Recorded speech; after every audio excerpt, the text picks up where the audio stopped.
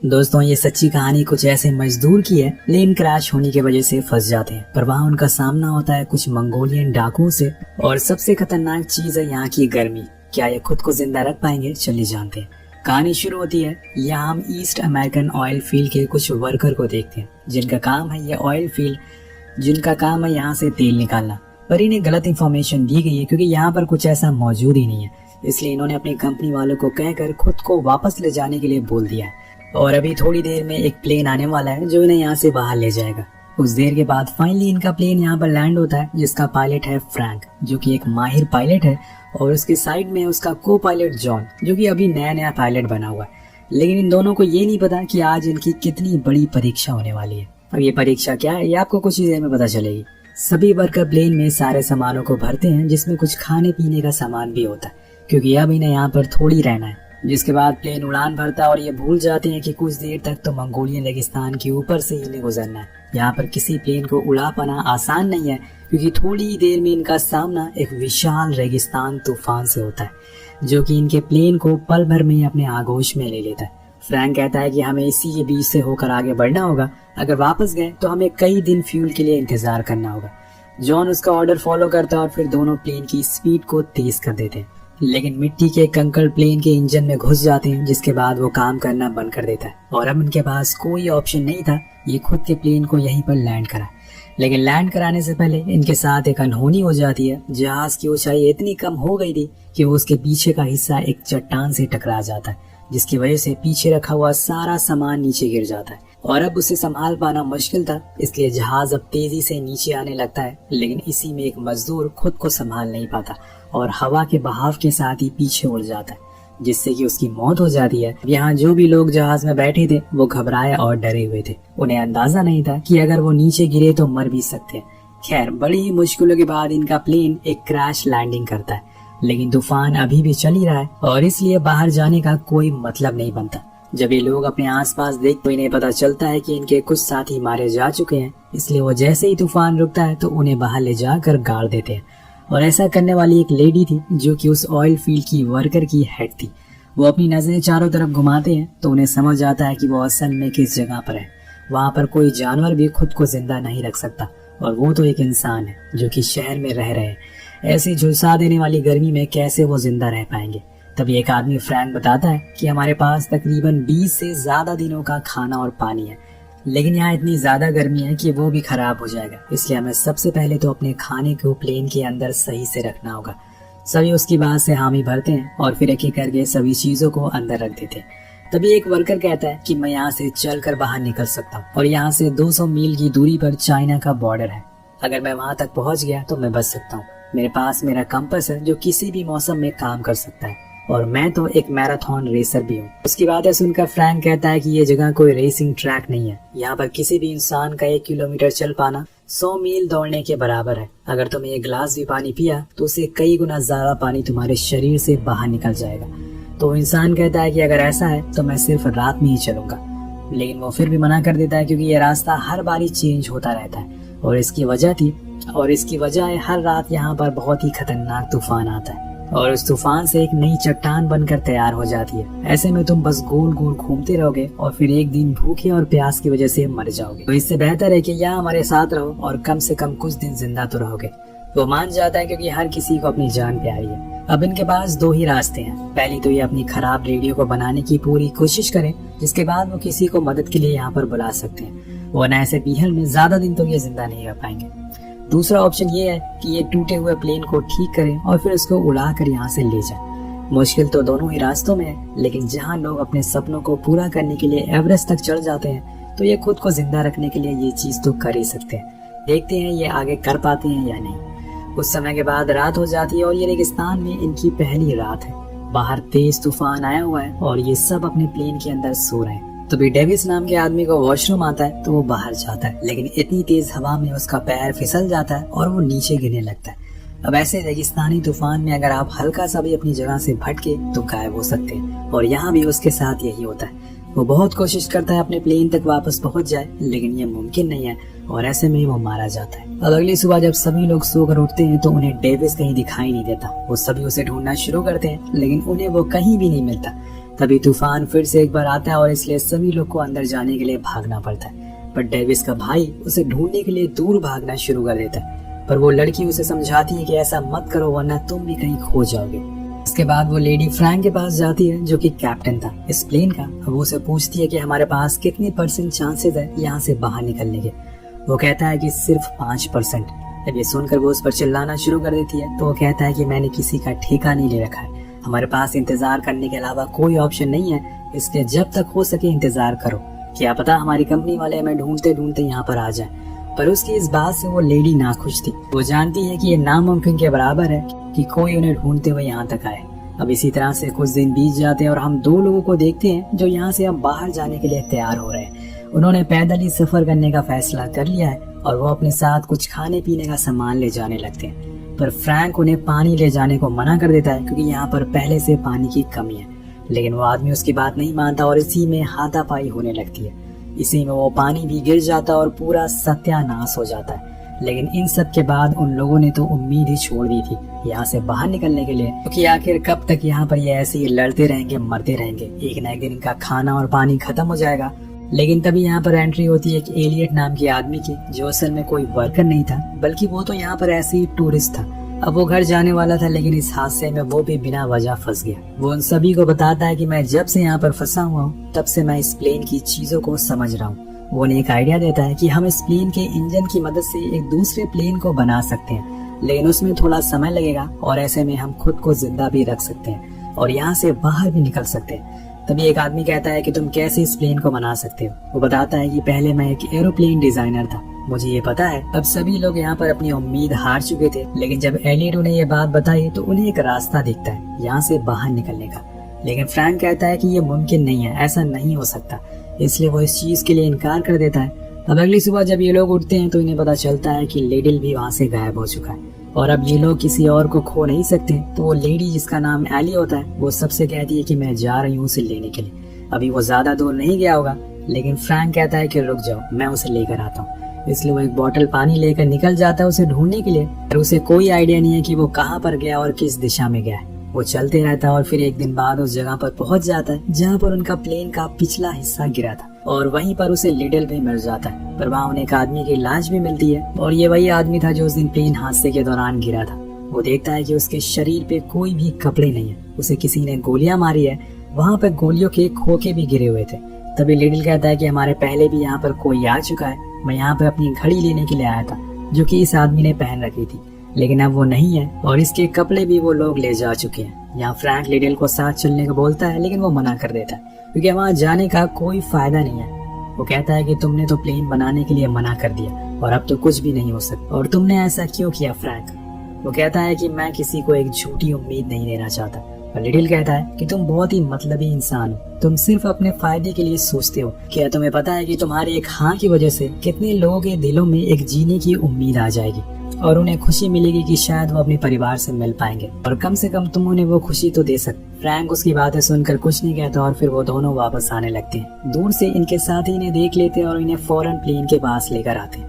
अब ये सारी सिचुएशन के बारे में सोचकर फ्रैंक ने अपना इरादा बदल लिया था। वो सभी को बताता है कि वो कल से प्लेन बनाएंगे और इसमें सभी एक दूसरे का साथ देंगे। ये सुनकर लिडल बहुत खुश होता है और सभी लोग उसके इस फैसले से भी बहुत खुश थे क्योंकि कोशिश करने वालों की कभी हार नहीं होती और इन्हें अब पूरी कोशिश करनी है कि कैसे भी करके वो उस प्लेन की मदद से एक दूसरा प्लेन बना सके। अब इनका काम शुरू होता है, लेकिन ये लोग दिन में कोई काम नहीं करते क्योंकि इस समय तूफान आने की ज्यादा खतरे, इसलिए सभी रातों को काम करना शुरू कर देते हैं। इनके पास जो भी सामान मौजूद होता है उसी से काम चलाते हैं, लेकिन उसी रात इनके साथ एक अनहोनी हो जाती है।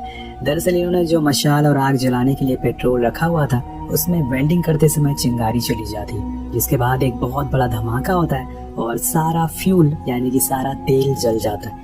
अगले दिन सभी लोग उदास होकर बैठ जाते हैं क्योंकि उनके पास अब इतना ही फ्यूल बचा हुआ है जिससे वो प्लेन को लेकर उड़ सकते हैं। इसलिए अब इन सभी को दिन में काम करने के अलावा कोई ऑप्शन नहीं है। सभी इस झुलसा देने वाली गर्मी में लग जाते हैं और इनका सबसे पहले काम था प्लेन के साइड विंग को काट कर ठीक करना और फिर उसको सही सलामत उसी जगह पर फिक्स करना। लेकिन ऐसा करने का इनके पास सिर्फ एक ही मौका है क्योंकि इनके पास कोई क्रेन नहीं है जिससे वो उस विंग को ऊपर खींच सके। इसलिए अगर वो नीचे गिर गई तो सब कुछ बर्बाद हो जाएगा। सभी धीरे धीरे करके उस ऊपर खींचते और फिर उसको एक ढांचे पर रख देते हैं और अब 3 लोग एक रस्सी की मदद से उसको आगे की ओर खींचने लगते हैं। लेकिन तभी वो रस्सी टूट जाती और विंग अपने आप आगे जाकर टकरा जाता है। सभी फौरन नीचे आते, उन्हें लगता है कि अब वो टूट गया, पर प्लेन के अंदर से इनका एक साथी बाहर आता और बताता है कि उन्होंने कर दिखाया। वो जाकर उसकी सही जगह पर फिक्स हो गया जहाँ पर उसे होना था। ये उन सभी की पहली सफलता थी और इससे उनके अंदर एक जज्बा जाग जाता है। सभी बहुत खुश हो जाते हैं और धूम धड़ाके से पार्टी करने लगते हैं, पर इनके लिए मानो मुसीबतें कम होने का नाम ही नहीं ले रही थी। उसी रात इनका सामना होता है थंडर स्टॉर्म से और इस तूफान में तेज तेज बिजली भी कड़कना शुरू हो जाती है। ऐसे में सभी लोग अंदर भागना शुरू कर देते हैं, लेकिन एलियट प्लेन के ऊपर ही रहता है। फ्रैंक उसे वहाँ से हटने को बोलता है, लेकिन वो किसी भी हालत में अपने इस प्लेन से दूर नहीं होना चाहता। उनके लिए ये प्लेन एक ही आखिरी उम्मीद बची है, पर फ्रैंक देखता है कि उसके ऊपर बस बिजली गिरने ही वाली है और इसलिए फौरन वो उसे वहाँ से हटाता है और उसके हटते ही वहाँ पर बिजली गिरती है। दरअसल दोस्तों, एलियट ही एक ऐसा इंसान है जिसे इस प्लेन के बारे में सारी जानकारी है, इसलिए उसे हर कीमत पर बचाना होगा। अगर उसे कुछ हो गया तो ये प्लेन नहीं बना पाएंगे। इसके बाद ये लोग उस जगह की रेत को भी हटाना शुरू कर देते हैं और अपने रनवे के लिए उस जगह को ठीक करने लगते हैं। पर एलियट देखता है कि आगे जाकर एक बड़ी सी खाई है जो उनके लिए खतरा बन सकती है। खैर, कुछ दिन बाद एलियट और फ्रैंक के बीच में बहस हो जाती है क्योंकि पानी अब खत्म हो चुका था और एलियट डिमांड करता है कि उसे पानी और चाहिए, जो कि फ्रैंक को पसंद नहीं आता क्योंकि वो ऑर्डर कर रहा था। और इन सब से परेशान होकर एली वॉक के लिए निकल जाती है, पर वहाँ उसे चट्टान के दूसरी तरफ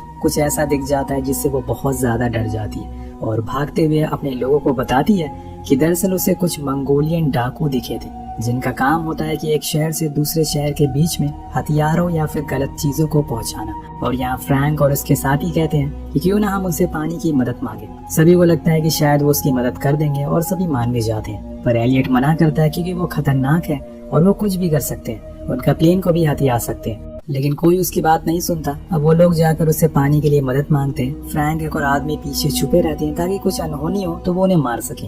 और कुछ देर बाद होता भी ऐसा ही है, वो लोग इनके एक साथी को मार देते हैं और यहाँ पर फ्रैंक उन दोनों डाकुओं को मार डालता है और अपने घायल साथी को खींचता हुआ बेस तक लाता है, जहाँ पर वो उसका इलाज करने की बहुत कोशिश करते हैं, लेकिन कोई फायदा नहीं होता क्योंकि वो अब दम तोड़ चुका था। एलियट ने इन्हें पहले ही मना किया था कि ऐसा मत करो, लेकिन ये उसकी बात नहीं माने। अब सभी लोग उसे दफना देते हैं, लेकिन अब उन्हें यहाँ पर सिर्फ गर्मी से नहीं बल्कि उन डाकुओं से भी बचकर रहना होगा क्योंकि उनके 2 साथी मारे गए हैं और वो बदला लेने जरूर आएंगे। अब एक दिन जब एली वॉशरूम के लिए थोड़ी दूर पर जाती है तो वहाँ से एक डाकू मिलता है जो कि मर चुका था और ये असल में वही डाकू था जिन्हें इन लोगों ने गोली मारी थी, पर वो भाग गया था और इसके अंदर अभी भी थोड़ी जान बाकी होती है। एलियट कहता है कि इसे मार दो, लेकिन फ्रैंक मना करता है, पर तभी एलियट उसे गोली चलाकर मार देता है, जिससे फ्रैंक के गुस्से का सबर का बांध टूट जाता है और वो उसे खींचकर एक पंच मारता है। तो एलियट कहता है कि इसने हमारे साथी को मारा है और तुम्हारी वजह से हम यहाँ पर फंसे हुए हैं। तुम एक घटिया पायलट हो और अब से मैं कोई भी काम नहीं करूंगा।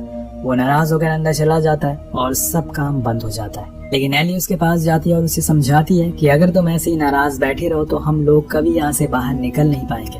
तुम्हारी हाथों में हमारी आजादी है। हालांकि वो मान जाता है, लेकिन कहता है कि सभी लोग जब तक उससे आकर माफी नहीं मांगेंगे तब तक वो काम शुरू नहीं करेगा, और खासकर फ्रैंक। अब उन सभी को माफी मांगनी पड़ती है, जिसमें फ्रैंक भी मौजूद था, क्योंकि सभी लोग एलियट के आगे मजबूर थे। जिसके बाद काम फिर से शुरू हो जाता और यहाँ पर हम उस प्लेन के स्ट्रक्चर को देख पाते हैं, जिसकी सारी सीट ऊपर लगी थी और सिर्फ एक परपेंडिकुलर लगा था। और उन्होंने ऐसा इसलिए किया था कि वो हल्का हो सके, लेकिन क्या ये प्लेन उड़ पाएगा या फिर नहीं। अब जब ये लोग काम कर रहे होते हैं तो उन्हें दूर 2 गुंडे दिखाई देते हैं जो इन्हें ही देख रहे थे, लेकिन इनके पास नहीं आते क्योंकि उन्हें पता था कि इन लोगों के पास बंदूक है और उन्हें ये भी पता था कि इन लोगों के पास खाने पीने की कमी है, इसलिए जैसे ही वो खत्म होगी वो उन्हें पकड़ लेंगे और इसीलिए वो डाकू अभी के लिए चले जाते हैं। इसके बाद ये लोग अपना काम फिर से शुरू कर देते हैं और कुछ दिन बाद इनका प्लेन बनकर तैयार हो जाता है। उसे देखकर सभी लोग बहुत ज्यादा खुश होते हैं और बस बाकी था तो इसे उड़ाना, जो कि बनाने से ज्यादा मुश्किल काम था। लेकिन अगले दिन फ्रैंक के हाथ में एक बुक लग जाती है जो कि एलियट की थी और वो उसी में से देखकर प्लेन को बना रहा था। दरअसल ये बुक टॉय प्लेन को मैन्युफैक्चर करने की टेक्निक को बताती थी, ना कि बड़े और रियल प्लेन को बनाने की।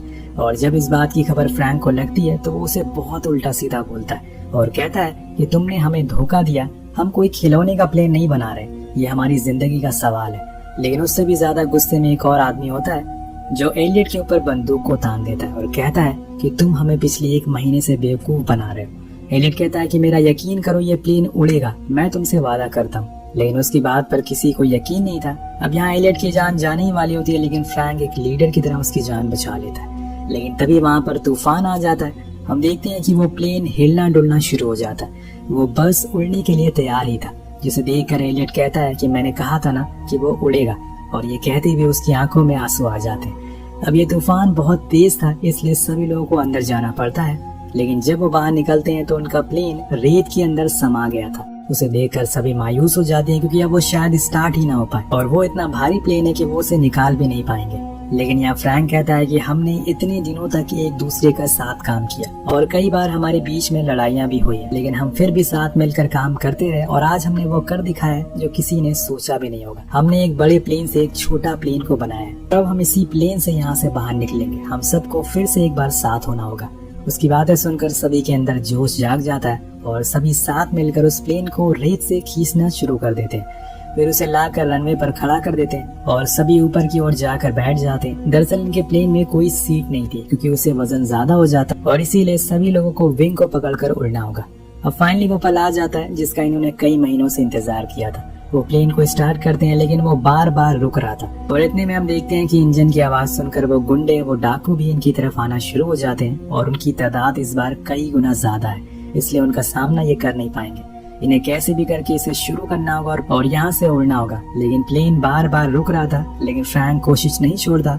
वो बार बार ट्राई करता है, और आखिर में इंजन स्टार्ट हो जाता है। वो उस प्लेन को टेक ऑफ करने के लिए रेडी करता है, लेकिन उसके पीछे वो गुंडे अपने घोड़े से तेजी से इनकी तरफ बढ़ रहे थे। वो इन पर लगातार गोलियां भी चलाते रहते हैं। लेकिन दोस्तों, तभी फ्रैंक उस प्लेन को लेकर तेजी से आगे बढ़ता है, और आ जाती है वही खाई जिसके बारे में मैंने आपको बताया था, और इनका प्लेन सीधा जाकर खाई में गिर जाता है। सभी डाकुओं को लगता है कि वो मर गए, लेकिन ऐसा होता नहीं। वो लोग ऊपर आ जाते हैं और आसमान की ऊंचाइयों को चीरते हुए आगे निकल जाते हैं। सभी के चेहरे पर एक स्माइल थी। सभी लोगों ने एक इतिहास रच दिया था, वो कर दिखाया था जो किसी ने सोचा नहीं होगा, और फाइनली इनकी मेहनत की वजह से इन सभी की जान बच जाती है। इस कहानी से यही सीख मिलती है कि इंसान अगर कोशिश करे तो कुछ भी कर सकता है, कोई भी परेशानी का हल ढूंढ सकता है। बस वो काम करने के लिए उसके अंदर जज्बा और हुनर होना चाहिए। जब तक आपकी सांसें चल रही है, कोशिश करते रहिए, क्योंकि सफलता आपकी राह देख रही है। कुछ दिन बाद हम सभी को उनकी फैमिली के साथ देखते हैं, और सभी सही सलामत जिंदा थे। इसी के साथ ये कहानी यहीं खत्म हो जाती है। वेल दोस्तों, ये पूरी कहानी एक सच्ची घटना पर आधारित है। आपको कहानी कैसी लगी नीचे कमेंट करके जरूर बताएगा। मिलते हैं अगले वीडियो में। Peace out.